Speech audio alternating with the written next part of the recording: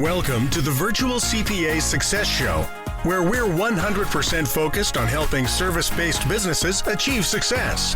Are you a business owner interested in learning how to scale your business? Has your business reached over $1 million in annual revenue? Then this podcast is for you. Hello, everybody. Welcome to today's podcast. Today, a very special guest. We had a really long pre-conversation, which is pretty exciting because I already know a lot about Dev here, but I'm excited to get some of this on the recording. So excited to talk with Dev Basu from Powered by Search. So Dev, welcome to the show, and let's give you a little bit of background for us. Yeah, Jamie, excited to be here. Thanks, Jody, as well. So I own Powered by Search, which is a B2b software as a service marketing agency. We work with software companies to be able to fill their pipeline and grow their annual recurring revenues using demand gen. And then I've got a second business, which is called Agency Academy, where like you guys, I support agency owners and help them scale up their businesses without working nights and weekends.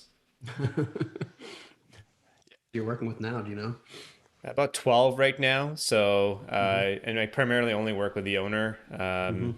Helping them revamp sort of the way that they're building the way that they attract, the way that they engage and convert their clients. Mm-hmm. So you're basically helping agencies market their product is our service is what you're looking at. Perfect. Yeah. Yeah, exactly. So tell us a little bit about that. I mean, you've obviously had some, roadblocks there, and you've had some, things that went really well. And before you get into any processes and stuff, tell us what the good and bad. Well, I basically have been in the agency game for 14, 15 years now. So half my life, really. And it started out working in other people's agencies and then being an entrepreneur for the Yellow Pages group. And they had an affiliate where they came in and said, can you build an online marketing division for our print agency? You can remember those print books. I don't know if anybody uses them anymore. So I was out there at like 19 learning from folks who had been, classically trained in sales at the Yellow Pages for 20 or 30 years. And then when I finished up school, I took a business degree at the University of Toronto here. I'm in Canada. I said, hey, why not just go out on my own? I've kind of seen how agencies are run, might have a shot at doing it myself. I was young and dumb and didn't know any better. And here we are 12 years later with Powered by Search and the growth we've had. So I've just basically taken every single mistake in the book, from positioning and lead gen to, sales conversations and turning conversations into clients. And then finally on the delivery side, starting off with maybe a thought process where I my bleeding heart serving clients myself and wearing myself out, turning that into building a team and delegating the work to them and systemizing it, getting to some successful outcomes. So I've taken all of that now, and Agency Academy is basically, if I met myself 10 years ago, it's what I wish I had to be able to not make the same mistakes. So I don't know. I mean, making mistakes that's not bad, is it? I mean, oh yeah, you learn a ton from them. It's even better when they're expensive mistakes because then you really don't make them again. Haven't we all done that? Yeah, you guys are chuckling right now because you know what I'm talking about. You just remembered one that you've made. Exactly. Tons. Still making. So you mentioned, and obviously you're a great marketer because you said that you want to make people sleep at night. So I think a lot of people take that and like, yes, sign me up. So tell me where you start with that. Like, what is the path you go when you first work with a client? Starting usually with their positioning. I mean, if you think about the common traps that most agency owners fall into, they just kind of go, yeah, I'm good at doing a couple of things, whether that's web design or pay-per-click or SEO or whatever it might be. And then they look at their local market player, who's the biggest agency in town. They try to replicate their website and then copy their pricing, or they might even think that their pricing is aspirational. So they take a haircut on it. And as a result of this comparative way, their positioning tends to be really watered down. I mean, they're a generalist firm for the most part when they come in and I, kind of look at what their situation's basically like. And when, the world does not need another generalist web design agency. Right. That's just the reality of it, right? And so the litmus test that we apply is if you could take your competitor's logo and slap it onto your website, would your client not a prospect, would your client even know any different? And the answer is no. Then you might have a positioning problem. You don't have a point of perspective about how you do what you do. Let's start over there. And so I'll give you a story. I just started working with a client who's had an agency for 20 years. He's in Johannesburg, South Africa. And, started out with he didn't even have an agency to begin with. He had an engineering focused firm where he said, you know what, my background's in engineering. I'm going to start this directory of all these other engineering firms that are regional to South Africa in this case. And then as a result of being listed over there, those engineering firms said, hey, can you help me building a website? And he said, yes. So he built the website. And then he said, well, can you help me market the website? And then he goes, well, what's PPC? Let me figure out about this. Is like in the early 90s, right? Yep. And it led to a point where he started off specialized. And then as a result of those engineering firms knowing other professional services companies, accountants, lawyers, etc., now he's serving all these other clients. And so I think most agencies actually start out specialized. Their first client is their specialism. And then they go and start working with all these other kinds of people. And before you know it, they don't really have a focus anymore. So we spent an hour going through a positioning exercise, which I call narrowing your niche, and being able to kind of talk through, who have you got the best results for over the last, since the inception of your agency? Who paid you the most happily? Number 2. And then who led to the most referrals as well? And do you like working with them? And we very quickly figured out that he actually didn't enjoy working with engineering companies. They took too long to sell through. They had a board. And he goes, I like working with small businesses because I get to work with the owner. They make decisions fast. If they're not a solo operator small business, then I know that they can pay me well over time. And we dug into that a bit deeper, and he said, I really actually enjoy working with lawyers. And I went, you enjoy working with lawyers? Really? Okay. That's a specialty. Yeah. I'm married to one. I know what you're talking about. So then he goes, yeah, I enjoy working with lawyers. I'm like, what kind of law? He goes, and I'm like, in the US and Canada, PI law, personal injury is a big space, commercial and family. He goes, I don't really like working with family. I don't really work with personal injury. That's not, in my code of ethics. I don't feel good about it. Commercial law, yeah. I mean, we've helped a couple of companies. I'm like, well, are they on your website?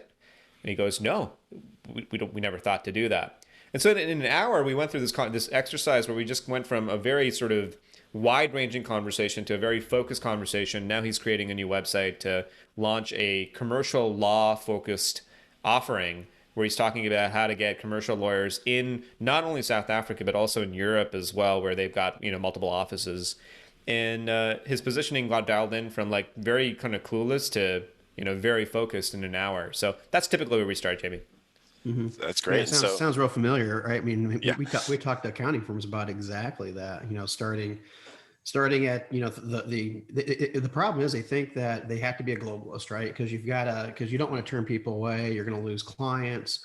And I know we even internally struggled for that for a while before we actually start focusing and narrowing our positioning and niche and really, diving into creative agencies. And then the opposite really happened, right? Because when you narrow your focus, the more clients come to you, right? And they start coming to you versus you're trying to go to them, which is 10 times easier, 10 times better, 1,000 times better, really. I mean, and it really kind of helps you because the more and more you focus, the narrower you get, the better off. Just like you're talking about commercial lawyers versus lawyers in general. That's a very narrow focus. In I think the agency you're talking about is probably reaping the reward for that.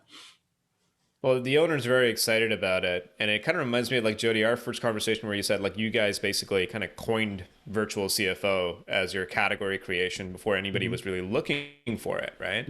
And so that's the next step after positioning. It's being able to carve out a positioning and an offering that makes people go, huh, what's that? Right. Tell me more. As opposed to, we just do SEO, PPC, and web design, which they've heard a million times before. Yep. So making people kind of stop in their tracks, that pattern interrupt, I think, is an important thing as well. And then that creates the gateway into premium positioning, premium pricing. I call it a signature system in terms of how they deliver what they do. And almost every agency is very unique. They don't know what their uniqueness is because it's so apparent to them.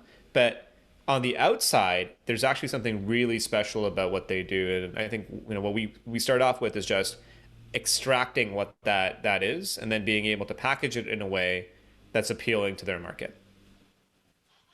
That sounds fantastic. Like you said, I think the VCFO example, the virtual CFO example is great. Like you said, like if you give a very standard answer to what you do, like then people are going to either tune you out or they're not going to ask any follow-up questions. But if you give them something they haven't heard before, then like, okay, can you explain that? And I've obviously had those conversations with so many people I've met on the street or at the gym or whatever, and just had that conversation because like, oh, well, explain that to me. What do you mean by that? And then it does really help. So Yeah, in our go ahead. Can I interrupt real quick here? Yeah. So you mentioned two different things, right? Dev, you mentioned niching to a service, and then you also mentioned niching a product. Mm-hmm. Which way should you go, or should you go both ways? I think it's a two-step process. Start off with niching down to a market segment, and you could be horizontally positioned or vertically positioned. So horizontal would be, we're the marketing firm for that markets to millennials. So like Pepsi could hire you, they want to get in front of millennials. So could Nike. So you don't have a vertical focus, but it's a market focus, right? And then the vertical positioning is like you only work with industrial engineering firms, or like we do. We don't just work with SaaS companies, software as a service. We only work with B2b software as a service companies who are growth stage, have hit a specific milestone, have a specific number of employees, and so on, right? So we can go down fairly like narrow, and it's worked out great for us, by the way. Like it was scary as hell, but in retrospect, I wish we would have made that decision far before we actually did, and we would have been reaping the rewards of that. The second level of that is, let's suppose you get to a point where even with your narrow positioning, there's 20 other companies that do effectively the same thing. They're all kind of good. I mean, if there are 20 companies, are probably in the first, top 25% of your market. That's when you start going down and creating a specific product offering that turns the way that the market looks at your category on its head. And then you can start really, so if you, for example, are looking at the CPAs, like the number of CPAs that serve agencies, I can probably think of maybe 10 so far. I can count them on my fingers. But of the 10, I can't tell you, other than you guys, frankly, like from the process that you showed me, Jody, that you approach it in such a specific manner that is so transparent, that is so obvious in terms of its value, that just saying that you're a CPA would be actually underselling what you do. Right. Right. And that's where that service offering packaging really comes in. Yeah, it makes a lot of sense. So in our pre-talk, you mentioned a word that most accountants hate hearing, but I'm sure you love selling. You mentioned the word audit. Do you want to talk about that a little bit and what that product offering is?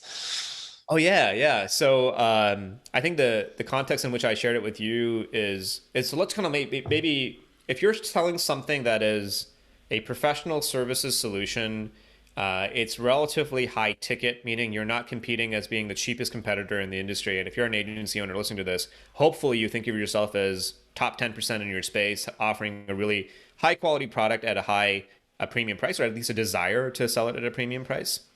So if all of that assumption that is true, if you just tell somebody that they're not doing so well, I mean, they can take it or leave it. And for the most part, people will actually get kind of defensive if you poke holes in what they're doing. So the word audit, I think, does invoke this sense of fear, right? Almost like, okay, what are they going to find, right? So one of the things we found both in our agency business, but also in the agency coaching business as well, is an idea of a self-assessment. So I created this tool called the 7-Figure Agency Audit. It's free. It's a self-assessment tool where we ask you 9 questions about your agency. It takes about 15 minutes to do. And it shows you exactly where your choke points or roadblocks are in being able to create a more profitable agency where you're having more fun and helping more people. But similarly, we built a similar tool on the Powered by Search side, which we call the B2b Sas Scalability Score. And it answers the question, how well can you scale? And by having prospects go through that and arrive at their own conclusion, it's like a marking rubric, essentially. Like, remember what that looked like back in school when teachers used to mark you on a rubric? If you fill that in yourself, you come to your own answers. And so it's a great sales tool or strategy, which is actually tied to the way that you deliver your services. So you guys look at all these ratios, for example, for a healthy and profitable agency. Have them work out what their numbers are prior to even engaging you. And what it's good for is it really turns the service promise on its head, where I talk to so many agency owners where they say, we have 25 years of experience and we have the best service in our market. But those are claims that only become realized if once you choose to hire them. And the problem is they don't have enough leads to even talk to hire them. And so something like this, which is a self-assessment audit, lets the prospect kind of come to their own conclusion whether you can help them or not by the quality of the questions that you're actually asking them. But I mean, audits are such an important tool, because if you start prescribing things before you diagnose, it's malpractice. Sure. Yeah, for sure. No, I love the idea for sure. So basically what you're doing is you're getting them to come to your website, spending about 9 minutes, right? You said it's fairly quick.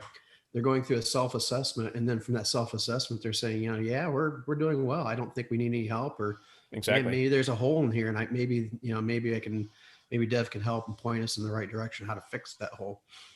Yeah, you got it. It's just a simple, 1 to 10 scale between like where you think you are worst in market being 1 and best in market being a 9 and 10 score. And then you just add them up and average it out. And it's a super simple way of being able to figure out, a zoomed out type of view. The problem is that usually people are so focused working in the business at a 500-foot level that very rarely do they take that opportunity to zoom out at a 30,000-foot level and see the business for, really where it's at. No, I love it. So I'm guessing you have a ton of data there, because I'm sure a lot of people have filled out the survey. So what are some of the more common areas that keep coming up when they take the assessment that they really should focus on? I'm looking at some of them right now, and I think the lowest scores are really on leveraging talent. A lot of agencies doing over $1 million, they still use tribal knowledge for being able to run the business, meaning they're relying on their best employee or a best couple of employees, and almost always worried. The thing that the agency owner loses sleep on overnight is, I haven't given that person a raise recently. I know that the market's talking to them. They're getting these, I don't want them being on LinkedIn, but I know people are approaching them on LinkedIn. It's only a matter of time. It's a ticking time bomb before I lose them. And the funny thing is, I find that agency owners would rather live in that pain, that uncomfortable kind of situation, rather than trying to build the systems required where they can delegate work off their plate and build people and systems together, not systems to replace people. People are part of systems at the end of the day. Just so there's less key man risk in the business. So on a scale of 1 to 10, I almost always see leverage talent being at a 4 roughly on average. Okay. The other ones I see are around filling funnel. Lead generation is always still a problem. It's a common one. That usually comes in at a 4 or 5, primarily because of lead quality more than lead. So if you're talking to, most of your listeners are agencies that have already got some scale and they're doing over $1 million in revenue, it really does come down to lead quality, which is they spend almost too much time talking to people who are not buyers. They're window shoppers. And they don't actually have a funnel filter in place to be able to say, here's what we charge. Here's what you can expect on a call, the first call with us. And just, saying what they're going to do on the website so that it filters out the wrong kinds of prospects. And probably the last one is auditioning prospects. And this is kind of a unique concept that I came up with, which is, if this was like American Idol, if you remember that show, I think it's still going on, right? So I kind of like, I like the back when Simon Cowell was on it, the British guy.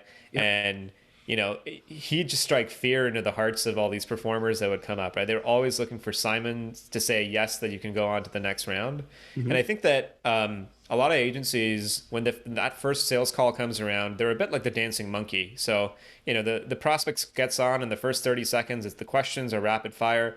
How many people do you have? What's kind of your revenues? What are your clients? Do I have to sign a long-term contract or not? And there's like all these barrage of logistical questions that pop up, which really puts, I think, the agency at almost like a bit of a defensive, like you're operating off the back of your heels at that point. And so I teach a strategy where really the 2 fundamental questions are, why now? What's changing in your business that's making you reach out right now? And then of all the people that you could work with, there's some great people in our market. There's other people you could talk to. There's courses you could take. There's people you could hire internally. Why us?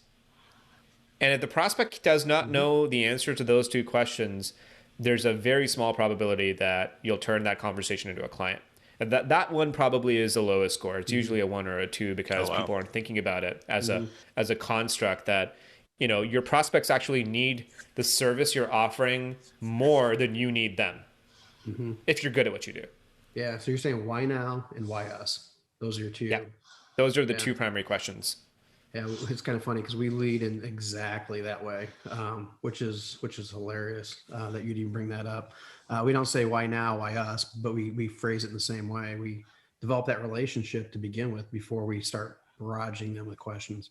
Let them talk. Yeah. Why now, and Right. why us? Because then what happens is then you can tailor your presentation around them. You know, you may not even, you may have this pre-scripted thing that you want to talk about, and when they get through why us and why now, it may not even be relevant anymore, and you may have to go in this direction. And I think what a lot of people get confused with, they think they've got to present themselves and sell themselves, and really at that point, you shouldn't have to sell yourself too much because they're coming to you for a reason, right? 100%. And you can add to that as well, like the way you begin a call, at least the way that I share the strategy around is it's just if let's say, Jody, you were a B2b SaaS company and coming to us, we'd just say, hey, Jody, thanks for being on the call. We've got 30 minutes, you know, carved out for this, and I've got a call right after. Do you have a hard stop as well? So now we know that the call is not going to go any over, right? The second thing I'd say, look, my job is pretty simple. It's just to figure out if and how we can help. This is about if I can, then we'll talk about how. If we can't, we might refer you to somebody else. There's nothing to buy on this call today, so you can keep your credit card away. You know, cool if we jump in and I ask you a few questions to just learn a bit more about your situation. And they say yes. And then the next question is, so, you know, I bet you got lots of stuff going on in your business. Why is this a now thing? Why are we having the conversation today and not yesterday and not 3 months from now? And you just let them talk, right? And so I think it's flipping the tables on the typical conversation where, you know, most of the time prospects don't actually have a very specific process for buying. It's haphazard. But if you don't have a system for selling, you'll always be forced to adopt their system for buying. And sometimes they'll make decisions on the only thing that they know how to, which is price at the end of the day. Lowest price, you know, least risk. That's kind of how the mind processes it. Yeah, yeah. It's funny because one of my first sales lessons came from Jody on the first traveling trip we went together. So we were in Seattle and we're you know, sitting at the bar before the whole conference starts, and he's like, "Okay, Jamie, people are going to ask you about Summit, and they're going to ask you about what you do, and here's how you answer those questions. Question number one: when people ask how much we cost, you say we're expensive because we want to funnel out those people that are looking for a bookkeeper that's going to charge $10 an hour. And the second question they're going to ask is, you know, what does it take to start up with you guys? And you're going to say, Jamie, that it takes a lot of work because we don't want people that are coming in to work with Summit like thinking it's going to be easy, because coming to work with us is going to be hard. And so I think that's one of the first lessons I had in sales from Jody was that, you know, you want to funnel out those people that are looking for things that you don't provide, because you don't want to have an hour-long sales call and then at the end be like, okay, this person's not looking for us. You want to try to funnel those people out. And that's one of the first lessons I had in sales was with Jody when we talked about those two things. So I appreciate you mentioning that. It's so good. I mean, think about it. You're telling somebody that you're expensive as your first interaction with them. The right person leans in and goes, "Why? Tell me more." We're cut from the same cloth because we got the same question as well, and we just say we're reassuringly expensive. And they go, "What do you mean you're reassuringly expensive?" I'm like, and we share with them that like the cost of not hiring us is more than to do so. And they go, okay, now you've piqued my. It's kind of like I remember in Django Unchained, that movie where Leonardo DiCaprio goes, "You've piqued my curiosity, but now you have my intrigue," or something like that. And you just like let them kind of like lean a bit closer about like how it actually works. Well, I can tell you, I was sitting at that bar thinking, oh, this is going to be easy. I'm going to answer those two questions and no one else is going to talk to me the rest of the night. And that's exactly not what happened. You know, I answered those questions like that and I ended up having like hour-long conversations with people about A, why are we expensive? And B, like, why is it a lot of work? And it actually, like, they said you could tell the people that are like, oh, that's not what I'm looking for. But then the people that like the answers, you spend a lot of time talking to them. So it definitely flipped my mind a little bit. I have a friend who's a copywriting expert and he runs a business called Case Study Buddy. His name's Joel, and he's got a great saying. He says, like our client standards, our prices are a bit higher.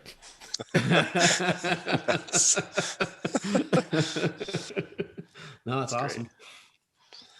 So we are getting close on time here. So I definitely appreciate you coming on the show, Dev. And I want to just take a second to give some final thoughts. So what kind of final thoughts would you have for our listeners, both from you and Jody? Because I think this has been a really good show, and I know I've learned a lot throughout it, but I'd love to give any final thoughts we have out there. Jody, why don't you go first? Yeah, well, why now and why us, right? Those are by far the two most important questions, and don't be afraid to talk about how expensive you are. That's not something you want to shy away from. You don't want to get to the presentation, build all this value, and then send them an email copy of your offer because you're too embarrassed to talk about it. You want to be able to have that transparent conversation with the client. Let them know that, hey, here's why we are expensive, and they understand that. When you're creating value and you're going through all that, they understand, what it takes, and it's not that you're just expensive for expensive's sake, because you have the best employees, you have the best processes in place. You're going to make their life a lot easier. So it's not that, hey, we're price gouging, because that's not it at all. Mm-hmm. It's that, hey, we are prepped for this type of thing. So that's the one thing. And the other thing is, again, narrowing that niche. I think I think we're 100% on the same pace there. Make sure that you're branding and you're positioning in the right area, but narrowing the niche, not only on the clientele and your vertical, but the horizontal. So, but kind of in both areas there. And as a CPA firm, like you said, we could do anything, right? We could do valuations, we could do whatever, but we don't. We just do virtual CFO services. That is our niche, and that by itself isn't going to win us any awards, but virtual CFO services for creative agencies, then that's where everything really comes together. 100%. And, you kind of remind me of this quote that Warren Buffett shared, which was, price is what you pay and value is what you get. Have you heard that before? Yes, I have. Yeah. So I think you pair that with this other one. I don't know who came up with the whole, the riches are in the niches. I've heard that before in a number of marketing circles, but we shall quote it to Anonymous. But I think that those two things paired together, just work on an amazing service where you're best in, class of whatever it is that you do. And then you get the right to charge what you're worth for it as well. The biggest thing I find is it's almost too tempting and it's actually easy to be cheap, and it's easy to be a generalist. It's relatively hard to be narrow, because you have to take that leap of faith and suspend your disbelief that you'll be pigeonholed into, only working with a specific type of client or only selling a kind of product. But then you do it like, the team here at, Summit's been doing for, decades now. And you really find there's a beauty in that, just to be able to become the master of your craft and not to be a jack of all trades. No one wants to hire a jack of all trades. They want to hire masters of crafts, experts in what they actually do. So yeah, if you're listening to this, something for you guys to think about. Great. So Dev, how can our listeners get a hold of you? Because I'm sure they're like, oh, I want to do that audit, and I also want to talk to Dev further. So how can they get a hold of you? Oh yeah, for sure. Thanks for lining that up. If you go to milliondolaragency.coach/audit, you'll actually see a free copy of this 7-figure audit that I mentioned. And then if you want to get a hold of me, I'm easy to Google, but I'm most active on Twitter. So just twitter.com/devbasu. Hit me up over there or on LinkedIn or whatever, and happy to connect with you over there. Great. Well, thanks for coming, Dev. And again, who knows, maybe a couple of months we'll want you on again, because this was a great topic. Yeah, Dev, thanks. It's so good chatting with you guys. Thanks, Jamie. Thanks, Jody. Thank you. Mm-hmm. Cheers. Enjoy this episode? Visit our website at summitcpa.net to get more tips and strategies for achieving virtual CPA success. We're here to be a resource in this ever-changing industry.